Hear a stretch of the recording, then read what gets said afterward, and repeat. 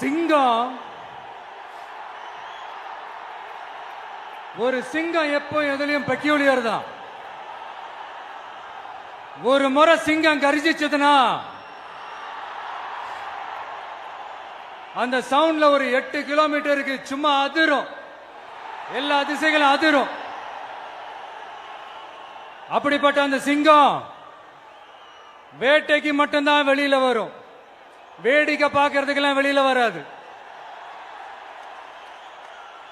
வேட்டையில கூட உயிரோடு இருக்கிற மிருகங்களை தான் வேட்டையாடும். அதுலயும் பெரும்பாலும் தன்னை விட பெரிய சைஸ் உள்ள மிருகங்களை தான் குறி வச்சு தாக்கும், ஜெயிக்கும். எவ்வளவு பசியில் இருந்தாலும் உயிர் இல்லாததை, கெட்டு போனதை தொட்டு கூட பார்க்காது.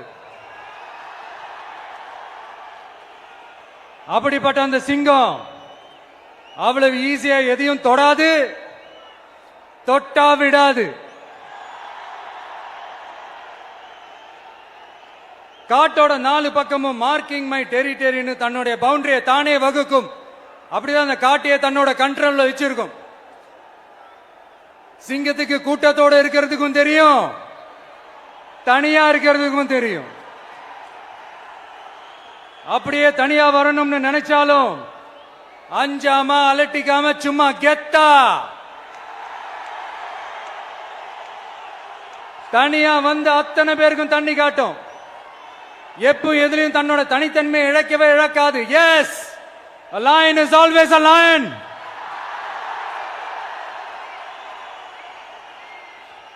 There are so many jackals and other animals in the forest, but there will be only one lion. And even if it is single, it will be the king of jungle. It is not only a description but also a clear declaration. சிங்கத்தை பத்தி பேசிட்டு நம்ம சிங்க குட்டிகளையும் சிங்க பெண்களையும் பத்தி நம்ம பேசாம இருக்க முடியுமா? அவங்களை எப்படி நான் மறப்பேன்? அவங்க தான் என்னுடைய உயிராச்சே, என் நெஞ்சில் குடியிருக்கும்.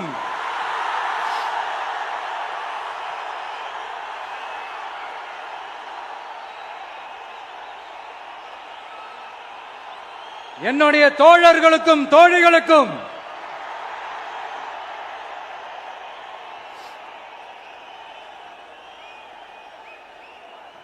நேர்ல வர முடியாத சூழல்ல வீட்டில இருந்துகிட்டே நம்மளோட இந்த மாநாட்டில் நேரலை வாயிலாக கலந்துகிட்டு இருக்கிற என்னுடைய அம்மாக்கள், அக்கா தங்கைகள், அண்ணன் தம்பிகள், நண்பர்கள் அனைவருக்கும் என்னோட உயிர் வணக்கம். என்னோட உயிர் வணக்கம், என்னோட உயிர் வணக்கம்.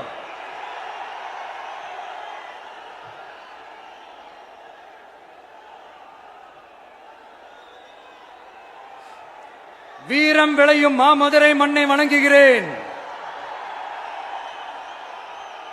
இந்த மதுரைனாலே உடனே ஞாபகத்துக்கு வரது சீறி பாஞ்சி துள்ளி குதிக்கிற யாருக்கும் அடங்காத காளைகள் விளையாடுற அலங்காநல்லூர் ஜல்லிக்கட்டு தான். நம்ம வைகை ஆறுதான் அழகர் ஆத்துல இறங்குற வைபவம். மதுரை மீனாட்சி அம்மன் இந்த மண்ணோட உண்மையான குணம், உணர்வு பூர்வமான மண் இது. அது மட்டும் இல்ல, இந்த மண்ணில் வாழ்ற மக்களும் அப்படித்தான் உணர்வு பூர்வமான ஆளுங்க. நான் இந்த மண்ணில் கால் எடுத்து வச்ச உடனே ஒரே ஒருத்தரை பத்தி தான் மனசுக்குள்ள ஓடிக்கிட்டே இருந்தது. அவர் யாருன்னு உங்களுக்கும் தெரிஞ்சிருக்கும். சினிமானாலும் சரி, அரசியல்னாலும் சரி, நமக்கு ரொம்ப ரொம்ப பிடிச்சது புரட்சி தலைவர் எம்ஜிஆர் அவர்கள் தான். அவரோட பழகிறதுக்கு எனக்கு வாய்ப்பு கிடைக்கல. ஆனா அவரை மாதிரியே குணம் கொண்ட என்னுடைய அண்ணன் புரட்சி கலைஞர் கேப்டன் விஜயகாந்த் அவர்களோட பழகிறதுக்கு எனக்கு நிறையவே வாய்ப்பு கிடைச்சது. அவரும் இந்த மதுரை மண்ணை சேர்ந்தவர் தானே, அவரை மறக்க முடியுமா? தமிழ்நாட்டு மக்கள் உணர்வுபூர்வமா உண்மையா நம்ம பக்கத்திலே நிக்கிறவங்க, அதுக்கு ஒரு மிகப்பெரிய அடையாளம் தான் இந்த மதுரை மண். நம்ம தமிழக வெற்றி கழகம் கையில் எடுத்திருக்கிற அரசியலும் அப்படித்தான். உண்மையான அரசியல், உணர்வு பூர்வமான அரசியல், நல்ல அரசியல், நல்லவங்களுக்கான அரசியல், நாட்டு மக்களுக்கான அரசியல், நல்லது மட்டுமே செய்கிற அரசியல்.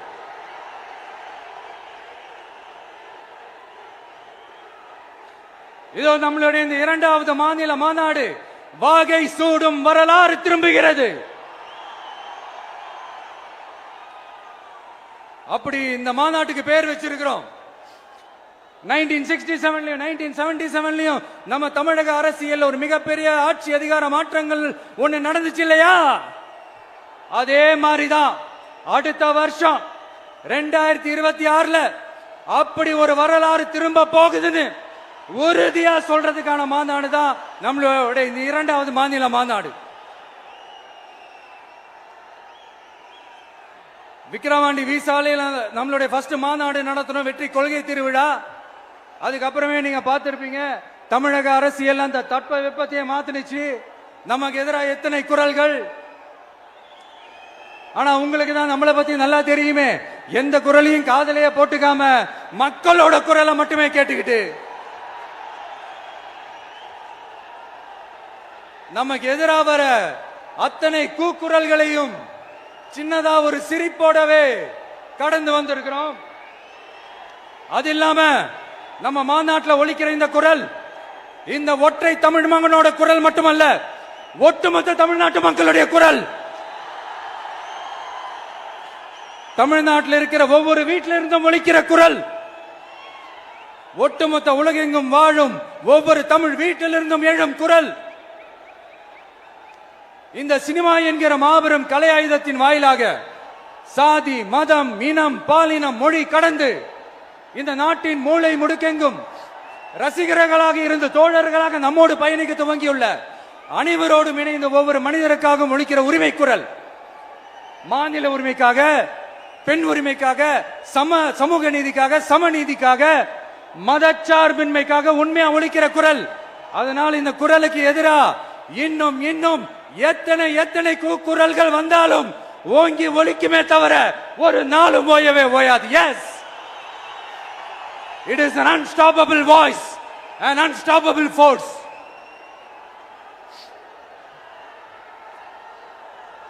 நம்ம அரசியலுக்கு வர்றதுக்கு முன்னாடி அட இவரெல்லாம் வரமாட்டாரியா, அவரே வரல, இவரே வரல, இவருங்க வர போறாரு அப்படின்ட்டு நிறைய பேர் ஜோசியம் சொன்னாங்க.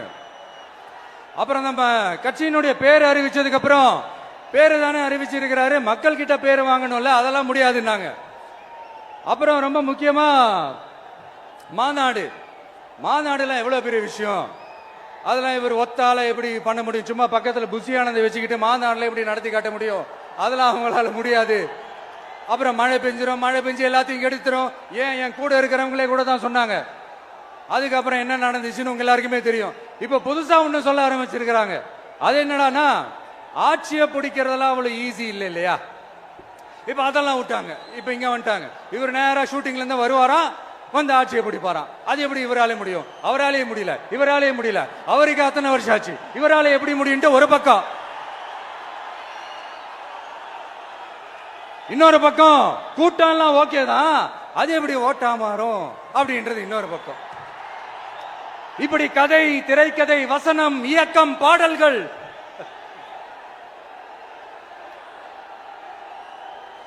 அதனால இந்த அரசியல் ஆய்வாளர்களுக்கு நான் சொல்றதெல்லாம் ஒன்னேதான், நல்லா கேட்டுக்கங்க. இந்த விஜய்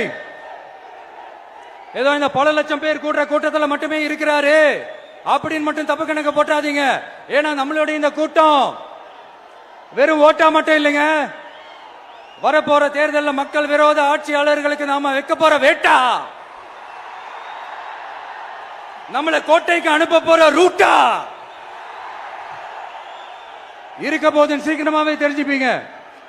ஏன்னா கோடிக்கணக்கானவங்களோட ஹார்ட்லயும் வீட்லயும் ஏற்கனவே ஆல்ரெடி உயிரா, உணர்வா, உறவா இருக்கிறோம். நம்மளுடைய கனெக்ட் எல்லாம் வெறும் மக்களோட மட்டும்தான். நாம யாருன்னு அவங்களுக்கு தெரியும், அவங்க யாருன்னு நமக்கு தெரியும். நாமளும் நம்ம மக்களும் எப்படி இருக்கிறோம்னு எதிரிங்களுக்கு நல்லாவே தெரியும். இருந்தாலும் இந்த விஜய் எதுக்குப்பா வந்திருக்கிறாரு, இவர் என்ன புதுசா என்ன திட்டம்லாம் சொல்லிட்டாரு அப்படின்னு வேற நிறைய கேள்விகள். இந்த சொல்றேன் தெரிஞ்சுக்கங்க. பெண் குழந்தைகள், பெண்கள் மற்றும் வயசானவங்களோட பாதுகாப்புல தான் நம்ம பிரையாரிட்டியே. அடுத்து இளைஞர்கள், உழவர்கள், உழைப்பாளர்கள், நெசவாளர்கள், மீனவர்கள், ஆதரவற்ற முதியோர்கள், மாற்றுத்திறனாளிகள், மூன்றாம் பால் இனத்தவர்கள்னு இன்னும் இங்க யாருக்கெல்லாம் கவர்மெண்டோட ஒரு ஸ்பெஷல் அட்டென்ஷன் தேவையோ அவங்க எல்லாருக்குமான ஒரு கவர்மெண்ட் அமைக்கிறது தான் நம்ம இலக்கே.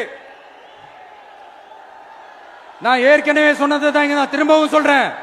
நம்மளுடைய இந்த தமிழக வெற்றி கழகம் ஏதோ அரசியல் ஆதாயத்துக்காக தொடங்கப்பட்ட கட்சியெல்லாம் கிடையாதுங்க. கொள்கை கோட்பாடுகளோடு தந்தை பெரியார், பெருந்தலைவர் காமராஜர், அண்ணல் அம்பேத்கர், வீரமங்க வேலு நாச்சியார், மக்கள் சேவகர் அஞ்சலை அம்மாள், நம்மளுடைய 5 கொள்கை தலைவர்களோட வழிகாட்டுதல்களோடு தொடங்கப்பட்ட கட்சி. நம்ம ஸ்டாண்ட்ல நாம எப்பவுமே ஸ்ட்ராங்கா தாங்க இருக்கிறோம். அதுல எந்த மாற்றத்துக்கோ எந்த சமரசத்துக்கோ துளி கூட இடமில்லை. நம்மளுடைய ஒரே கொள்கை எதிரி பாஜக தான். நம்மளுடைய ஒரே அரசியல் எதிரி திமுக தான். எப்படி? நம்மளுடைய ஒரே கொள்கை எதிரி, நம்மளுடைய ஒரே அரசியல் எதிரி ஏதோ அண்டர் கிரவுண்ட் ஆதாயத்துக்காக டீல் போட்டுக்கிட்டு டீல் பேசிக்கிட்டு இந்த அலையன்ஸ் வச்சுக்கிட்டு இந்த ஊரை ஏமாத்துற கட்சி எல்லாம் நம்ம டிவிக்கே கிடையாதுங்க. யாருக்காகவும் எதுக்காகவும் எந்த பயமும் கிடையாது. மாபெரும் பெண்கள் சக்தி நம்மளோட இருக்கிறாங்க, மாபெரும் இளைஞர்கள் சக்தி நம்மளோட இருக்கிறாங்க, ஒட்டுமொத்த தமிழ்நாட்டு மக்களுடைய சக்தி நம்மளோட நிக்கிறாங்க. அப்படி இருக்கும்போது இந்தியாவில் இருக்கிற எல்லா ஸ்டேட்லயும் வாழ்ற நம்ம தமிழ் நெஞ்சங்கள் மட்டும் இல்ல, உலகம் பூரா 100க்கும் மேலான நாடுகள்ல வாழ்ற நம்ம தாய் தமிழ் உறவுகள் எல்லாருமே என்ன விஜய் தளபதி விஜய் இல்லனா விஜய் தளபதி இப்படி சொந்தம் கொண்டாடுற கோடிக்கணக்கானவங்களோட அன்பு மாசியும் நம்மளோட இருக்கும்போது, இவங்க எல்லாருமே நம்மளோட நிற்கும் போது எதுக்குங்க இந்த பாசிச பாஜகவோட நேரடி கூட்டணியோ இல்ல மறைமுக கூட்டணியோ உறவு வச்சுக்க? நாம என்ன உலகமாக ஊழல் கட்சி என்ன?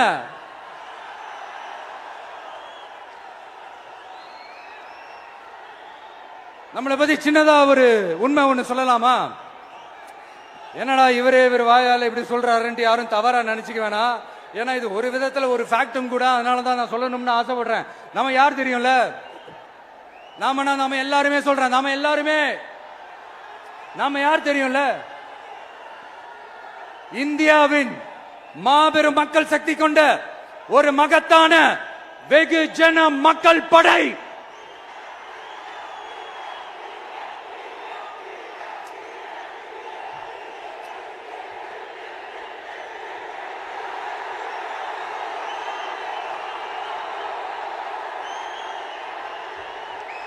அதனால நம்ம தலைமையில நாம் அமைக்க போற இந்த உண்மையான மக்களாட்சிக்கான அச்சாரமாக மாபெரும் மக்கள் சக்தியே அணி அணியாக நம்மளோட திரண்டு நிக்கிறப்போ இந்த அடிமை கூட்டணியில சேர வேண்டிய அவசியம் நமக்கு எதுக்குங்க? நம்மளுடைய இந்த கூட்டணி சுயமிழந்த கூட்டணியெல்லாம் இருக்காது, சுய மரியாதை கூட்டணியா தான் இருக்கும். இந்த ஒரு பக்கம் RSS கிட்ட அடிபணிஞ்சுக்கிட்டு, இன்னொரு பக்கம் மதச்சார்பற்ற கூட்டணின்னு இந்த மக்களை ஏமாத்துற கூட்டணியெல்லாம் நம்ம கூட்டணி இருக்காது.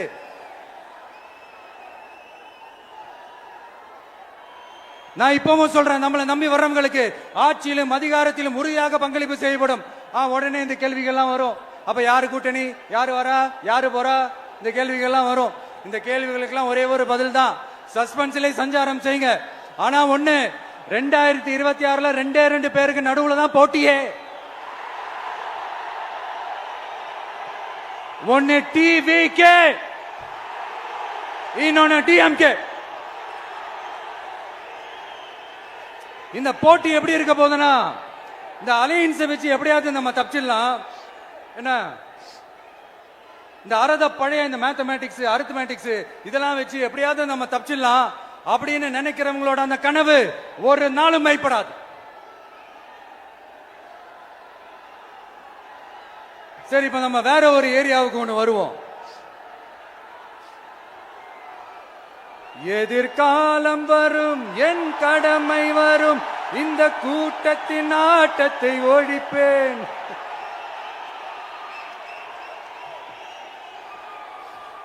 மக்கள் அரசியல் என்ற அந்த சவுக்க கையில் எடுக்கலாமா? யாருக்கு எதிரான தானே கேக்குறீங்க? வேற யாரு? மறைமுக உறவுக்காரர்களான பாசிச பாஜகவும் பாய்சன் திமுகவும் தான். மாண்புமிகு பிரதமர் நரேந்திர மோடிஜி அவர்களே, 3வது முறையா ஒன்றியத்தோட ஆட்சி அதிகாரத்தை நீங்க தானே கையில் வச்சிருக்கிறீங்க. இல்ல நாங்க தெரியாம தான் கேட்கிறோம். நீங்க ஆட்சிக்கு வந்தது ஒட்டுமொத்த மக்களுக்கும் நல்லது செய்யவா, இல்ல நம்மளுடைய இந்த இஸ்லாமிய நண்பர்களுக்கும் இஸ்லாமிய தோழர்களுக்கும் எதிராக சதி செய்யவா? மக்களுக்கு உங்ககிட்ட கேட்கறதுக்குன்னு ஏராளமான கேள்விகள் இருக்குது. அதனால அவங்க சார்பா அவங்கள ஒருத்தனா அவங்களோட ஒரு உண்மையான ஒரு பிரதிநிதியா உங்ககிட்ட சில கேள்விகள் கேட்கணும். மிஸ்டர் பிரைம் மினிஸ்டர் அவர்களே, நம்ம தமிழ்நாட்டு மீனவர்கள் கிட்டத்தட்ட ஒரு 800 பேருக்கு மேல இலங்கை கடற்படையால தாக்கி அழிக்கப்பட்டிருக்கிறாங்க. அதை கண்டிக்கிறதுக்காக உங்களை பெருசா எதுவும் செய்ய சொல்லல, சின்னதா ஒண்ணு மட்டும் செஞ்சு கொடுங்க. இனிமேலாச்சும் எங்களுடைய மீனவர்கள் பாதுகாப்பா இருக்கிறதுக்காக இந்த கச்சத்தீவை இலங்கை கிட்ட இருந்து மீட்டு கொடுத்துருங்க, அது போதும். உங்களுடைய இந்த முரட்டு பிடிவாதத்தால நீங்க நடத்துற இந்த நீட்டு தேர்வு, அதனால இங்க என்னென்ன நடக்குதுன்னு சொல்றதுக்கே மனசு வலிக்குது. அதனால அந்த நீட்டு தேர்வு தேவையில்லைன்னு அறிவிச்சிருங்க, அது போதும். செய்வீர்களா திரு நரேந்திரபாய் தாமோதர் மோடிஜி அவர்களே?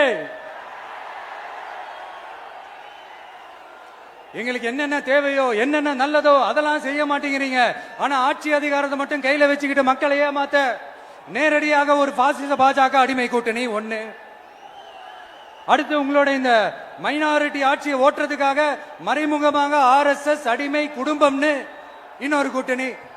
இப்படி மக்கள் சக்தியே இல்லாத இந்த ஊழல் கட்சிகளை மிரட்டி அடிபணிய வச்சு 2029 வரைக்கும் சொகுசு பயணம் போயிடலாம்னு திட்டம் தீட்டி வச்சிருக்கிறீங்க. அதானே ஜி? என்ன ஜி? ஒண்ணு மட்டும் சொல்றேன், தெரிஞ்சுக்கங்க. என்னதான் நீங்க இந்த நேரடி மறைமுக கூட்டணி குட்டிகரணம் போட்டாலும் தாமரை இலையில தண்ணியே ஒட்டாது. தமிழக மக்கள் மட்டும் எப்படி ஒட்டுவாங்க?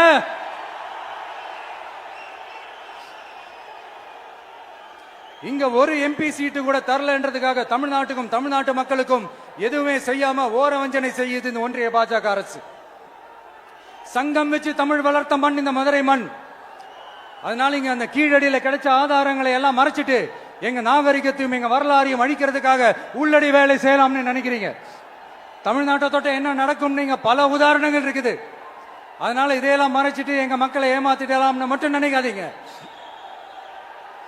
மத நல்லிணக்கத்திற்கு பெயர் பெற்ற இந்த மதுரை மண்ணிலிருந்து சொல்றேன், உங்க எண்ணம் எல்லாம் ஒரு நாளும் ஈடேறாது.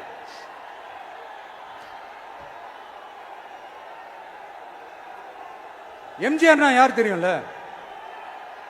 அவரு மாஸ்னா என்னன்னு தெரியும்ல? அவர் உயிரோடு இருக்கிற வரைக்கும் அந்த CM சீட்டை பத்தி ஒருத்தராலையும் நினைச்சு கூட பார்க்க முடியல, கனவு கூட காண முடியல. எப்படியாவது அந்த CM சீட்டை என்கிட்ட கொடுத்துருங்க, என் நண்பர் எம்ஜிஆர் திரும்ப வந்ததுக்கு அப்புறம் நான் திருப்பி கொடுத்துறேன்னு தன்னோட எதிரியை கூட மக்கள் கிட்ட கெஞ்ச வச்சவர் எம்ஜிஆர். எப்படி கெஞ்ச வச்சவர்? அதனால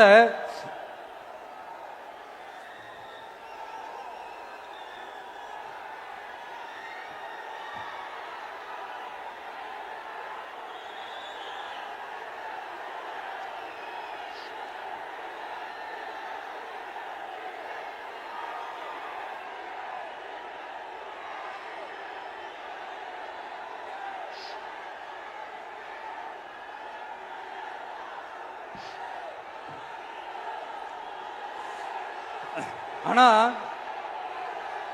இப்போ அவர் ஆரம்பிச்ச அந்த கட்சியை, எம்ஜிஆர் அவர்கள் ஆரம்பிச்ச அந்த கட்சியை கட்டி காக்கிறது யாரு? இன்னைக்கு அந்த கட்சி எப்படி இருக்குது? அத நான் சொல்லிதான் உங்களுக்கு தெரியணுமா? அப்பாவி தொண்டர்கள் அதை வெளியில சொல்ல முடியாம வேதனையில தவிக்கிறாங்க. 2026 சட்டமன்ற தேர்தலில் யாருக்கு ஓட்டு போடணும், எப்படிப்பட்ட ஆட்சி இங்க அமையணும்னு அந்த அப்பழுக்கற்ற அந்த தொண்டர்களுக்கும் ரொம்ப நல்லாவே தெரியும். அதனால என்ன வேஷம் போட்டுக்கிட்டு பாஜக இங்க தமிழ்நாட்டுக்குள்ள வந்தாலும் அவங்க வித்தை எல்லாம் இங்க வேலைக்கே ஆகாது. இப்படி பொருந்தா கூட்டணியா இந்த பாஜக கூட்டணி இருக்கிறதுனால இப்ப ஆட்சியில இருக்கிற இந்த வெற்றி விளம்பர மாடல் திமுக என்ன செய்யுதுன்னு தெரியும்ல? பாஜகவோட உள்ளுக்குள்ள ஒரு உறவை ஒண்ணு வச்சுக்கிட்டு வெளியில எதிர்க்கிற மாதிரி ஒரு டிராமா ஒண்ணு பண்ணிக்கிட்டு எதிர்கட்சியா இருந்தா போங்க மோடின்னு பலூன் விடுறது, ஆளுங்கட்சியா இருந்தா வாங்க முடியும்னு கொடை பிடிச்சுக்கிட்டு கும்பிடு போடுறது. இது மட்டுமா? ஒரு ரைடுன்னு ஒன்று வந்துட்டா போதும், இது வரைக்கும் போகவே போகாத ஒரு மீட்டிங், அதை காரணம் காட்டி டெல்லிக்கு போறது, அங்க ஒரு சீக்கிரட் மீட்டிங் நடத்துறது. நல்லா நோட் பண்ணணும் மக்களே, அந்த மீட்டிங் அப்புறம் இந்த இஷ்யூ அப்படியே காணாம போயிருக்குமே. அதேதான் Stalin uncle, what uncle is very wrong uncle.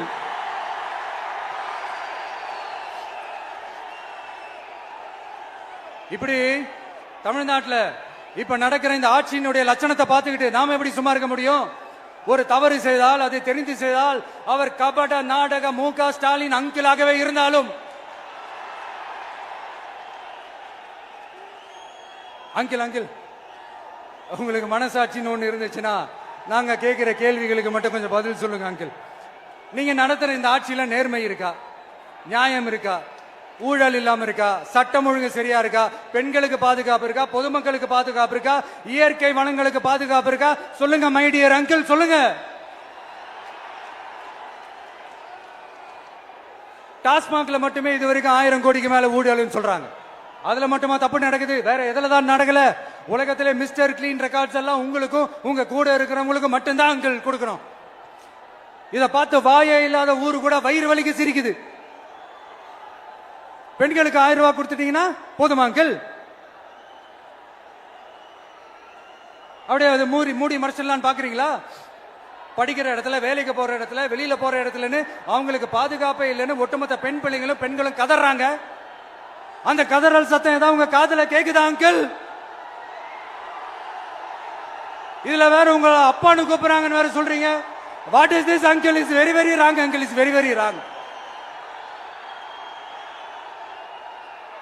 பெண்களுக்கு மட்டுமா பொய் வாக்குறுதி கொடுத்து ஏமாத்துறீங்க?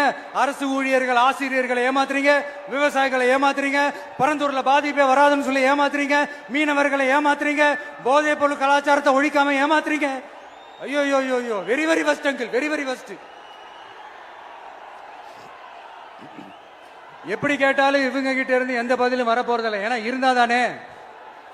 இப்ப ஆட்சியில இருக்கிற நம்மளுடைய அங்கிள் பதில் சொல்றது இருக்கட்டும். மக்களை நீங்க சொல்லுங்க, நீங்க உண்மையை சொல்லுங்க. செய்வோம்னு சொன்னாங்களே, சொன்னதெல்லாம் செஞ்சாங்களா? உங்களை தான் கேக்குறேன், சொன்னதெல்லாம் செஞ்சாங்களா? சத்தமா மை டியர் அங்கிள், கேக்குதா? மக்களோட சத்தம் கேக்குதா? இது வெறும் சாதாரணமான முழக்கம் தான். கூடிய சீக்கிரம் மக்களை போய் சந்திக்க போறேன், அவங்களோட மனசு விட்டு பேச போறேன். அதுக்கப்புறம் இந்த சாதாரணமான முழக்கம் இடி முழக்கமா மாறும். அத்தோட நிக்காது. அந்த இடி முழக்கம் தமிழ்நாட்டோட போர் முழக்கமா மாறும். அந்த போர் முழக்கம் உங்களை ஒரு நிமிஷம் கூட தூங்க விடாது. நடக்குதா இல்லையான்னு பாருங்க. என்னடா இவன் இவ்வளவு ஸ்ட்ராங்கா சொல்றானேன்னு பாக்குறீங்களா?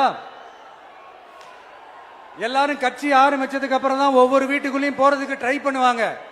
ஆனா நாங்க அப்படி இல்லை. ஒவ்வொரு வீட்டுக்குள்ளேயும் போனதுக்கு அப்புறம் தான் கட்சியாவே ஆரம்பிச்சிருக்கிறோம்.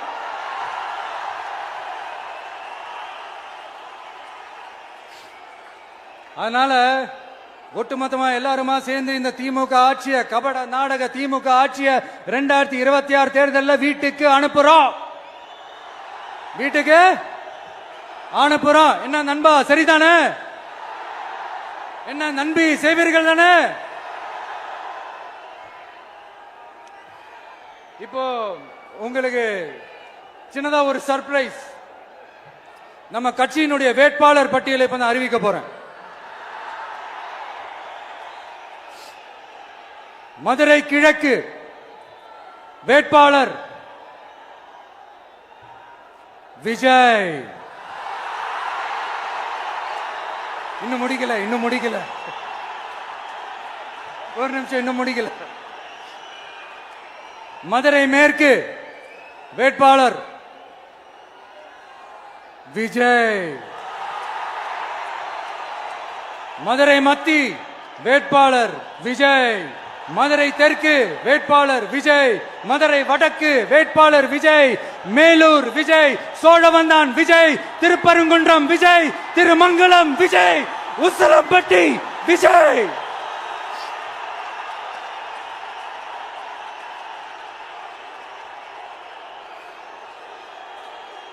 என்னடா எல்லா தொகுதியிலையும் ஒரே வேட்பாளர்னு பாக்குறீங்களா? 234 தொகுதியிலையும் இந்த விஜய் தான், அதாவது உங்க விஜய் தான் உங்க சின்னம். இன்னும் சிம்பிளா சொல்லணும்னா உங்க வீட்டில் இருக்கிற ஒருத்தர் தான் வேட்பாளரா நிக்க போறாங்க. அந்த வேட்பாளரும் நானும் வேறு வேறு இல்லை. நீங்க அவருக்கு ஓட்டு போட்டீங்கன்னா எனக்கு ஓட்டு போட்ட மாதிரி, இந்த முகத்துக்காக நீங்க ஓட்டு போட்டீங்கன்னா உங்க வீட்டில் இருக்கிற உங்களுடைய வேட்பாளர் ஜெயிச்ச மாதிரி. என்னடா இவர் ஏதோ ஓவரா சொல்றாருன்னு நினைக்க வேணாம். பிராக்டிக்கலா அப்படிதான் இருக்கும், அப்படிதான் இருக்கணும். நீங்களும் அப்படிதான் நினைப்பீங்கன்னு நான் நம்புறேன். ஏன்னா இது நம்மளை விட நம்ம எதிரிங்களுக்கு இன்னும் நல்லாவே தெரியும். அதனால எல்லாம் இந்த அதிகார பலம் எல்லாத்தையும் தூக்கிட்டு வந்துருவாங்க. வரட்டும், பாத்துக்கலாம். TVK will take it, TVK will meet it, TVK will compete with it and TVK will conquer it, TVK will conquer it.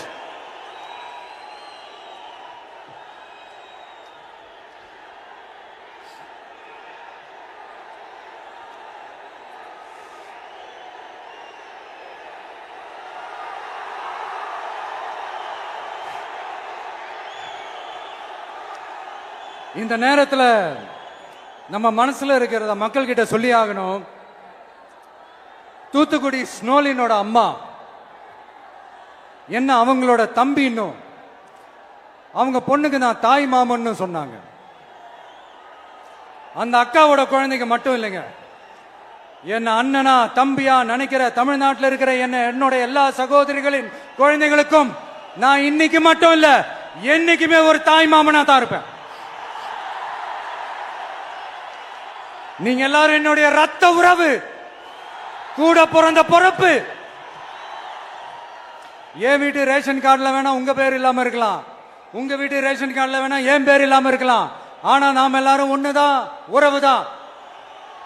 நமக்கு இடையே எந்த அரசியலும் உள்ள நுழையவே முடியாது. என்கிட்ட இருந்து உங்களையும் உங்ககிட்ட இருந்து என்னையும் எந்த சக்தியாலும் பிரிக்கவே முடியாது. அப்புறம் நான் ஒன்னும் இந்த மார்க்கெட் போனதுக்கு அப்புறம், ரிட்டையர் ஆனதுக்கு அப்புறம் அடைக்கலம் தேடி அரசியலுக்கு வரல, படைக்கலனோட வந்திருக்கிறோம். பவர்ஃபுல் போர்ஸோட, மாபெரும் படை வரிசையோட, எல்லாத்துக்கும் தயாராகி தான் வந்திருக்கிறோம்.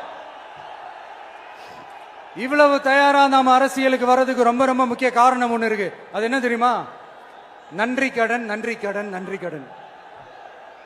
கிட்டத்தட்ட ஒரு 30 வருஷமா, 30 வருஷத்துக்கு மேல நீங்க தான், நம்ம மக்கள் தான் என் கூட நிக்கிறீங்க, எனக்காக நிக்கிறீங்க, என்ன தாங்கி பிடிக்கிறீங்க, மனசுல ஏந்தி பிடிக்கிறீங்க, தாய் அன்போட மடியில ஏந்திக்கிறீங்க. உண்மையை சொல்லணும்னா வேற யாரை விடவும் எனக்கு இந்த அன்பையும் ஆதரவையும் கொடுத்திருக்கிறீங்க. என் மேல உயிரையே வச்சிருக்கிறீங்க. என்ன உங்க வீட்டுல ஒருத்தனாவே ஆக்கிட்டீங்க. நீங்க எனக்கு கடவுள் கொடுத்த வரம்.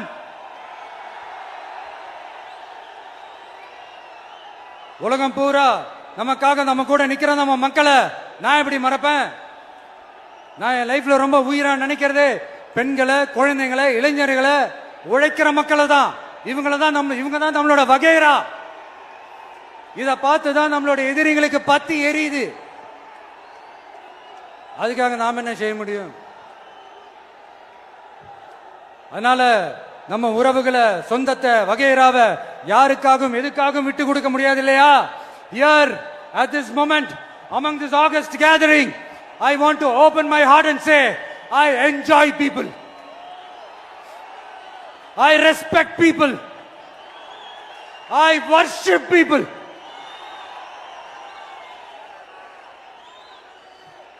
சரிப்பா, இவ்வளவு செஞ்ச நம்ம மக்களுக்கு நன்றி கடனா உன்னால முழுமையா செலுத்த முடியுமான்னு கேட்டா சத்தியமா சொல்றேன், என்னால முடியாதுதான். இன்னும் எத்தனை ஜென்மம் எடுத்தாலும் அந்த நன்றி கடனை என்னால தீர்க்கவே முடியாது. அப்புறம் என்ன மானாவுக்கடா நீ வந்திருக்க அதானே கேக்குறீங்க? மைண்ட் வாய்ஸ் கேட்ட மாதிரி இருந்து.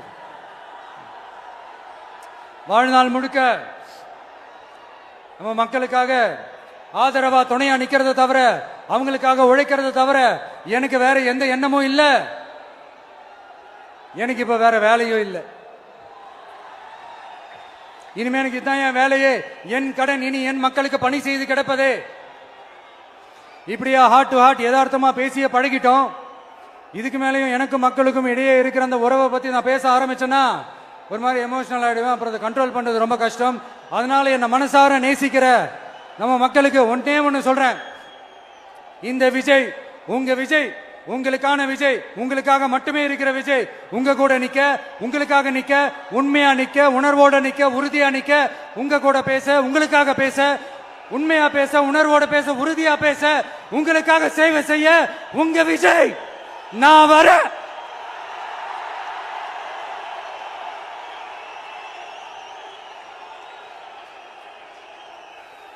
சொல்லல முக்கியம், செயல் செயல் செயல் தான் முக்கியம். செய்கை தான் சும்மா சிறப்பா இருக்கணும். நான் ஆட்சிக்கு வந்தேன்னா சும்மா அது செய்வேன், இது செய்வேன், நல்லது செய்வேன், உருட்டுவேன், புரட்டுவேன், அதெல்லாம் கிடையாது. செய்யறதுக்கு, நல்லது செய்யறதுக்கு, நல்லது செய்யறதுக்கு மட்டும்தான் இந்த விஜய்.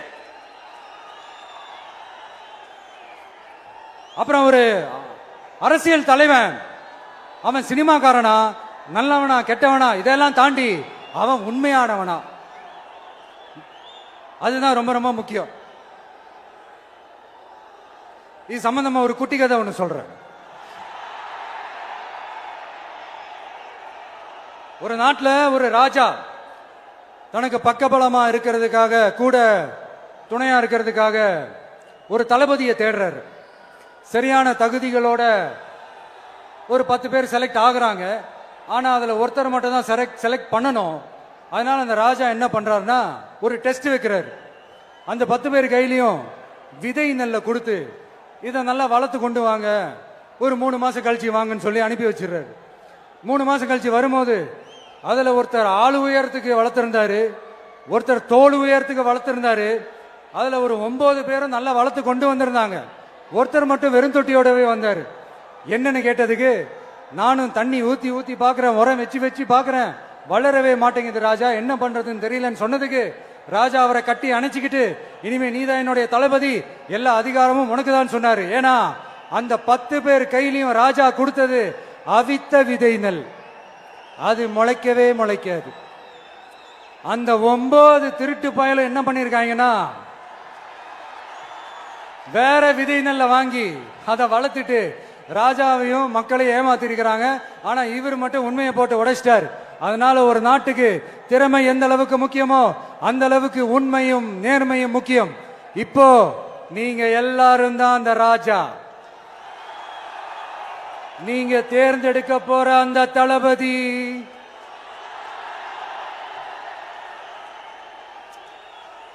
சும்மா சினிமாக்காரன் சினிமாக்காரன் சினிமாக்காரன். அம்பேத்கர் அவர்களை தோக்கடிச்சது சினிமாக்காரன் இல்ல, அரசியல்வாதி. காமராஜர் அவர்களை தோக்கடிச்சது, இங்க விருதுநகர் பகுதியில் தோக்கடிச்சது சினிமாக்காரன் இல்ல, இன்னொரு அரசியல்வாதி.